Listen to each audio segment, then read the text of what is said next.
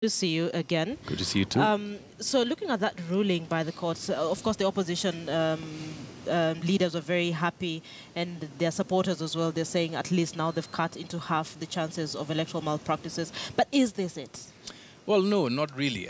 There's still a number of things that have to happen. You see, the reason why this declaration was important was because of the padding of figures between the time at the polling station and when you start to tally in Form 36 at the National Tallying Center.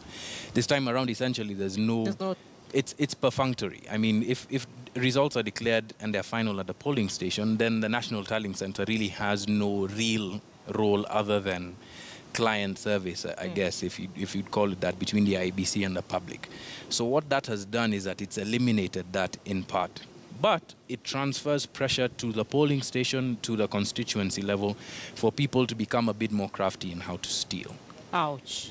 It's the truth. Okay. You see, much as that has been happening at the National Tallying Center level, if you think about it, especially in strongholds, you'll find figures above 90%, which anybody knows is... It doesn't make sense. It's a sign of ballot stuffing. Yeah. But the saving grace here is a KIMS, a Kenya Integrated Electoral Management System. What if it fails? Now, that's what IEBC says won't happen. They've got 45,000 polling kits, there's 40,000 polling stations, so they have 5 extra kits per ward.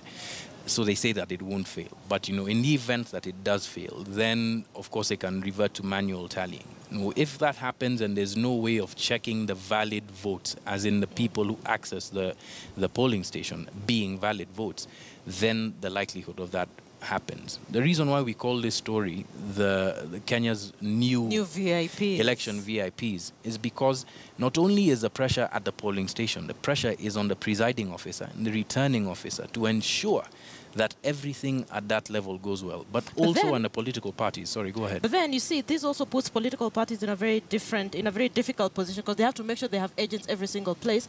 But then you remember in the last election, there are certain areas where certain political parties couldn't send their agents. Well, let's be frank. Strongholds.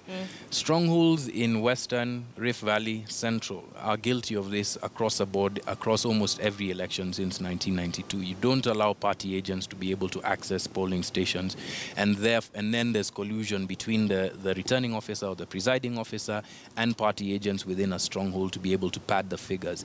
If that happens now, remember, what that ruling says is that if you find that there are more voters who voted than the actual people who access the polling station, then the result from that polling station is cancelled. So it actually means that political parties are under more pressure to become, you know, better and have more integrity, but also have agents at every level for every race in every polling station across the country. Okay, Namu, trust me, this is a conversation that will not end here, and probably we need to create an avenue to have more of this conversation, just maybe to help Kenyans understand the implications of this particular ruling. But as always, thank you so much for your input. People, thank you for watching KTN Prime. Allow me to take a break and pave the way for today's business news.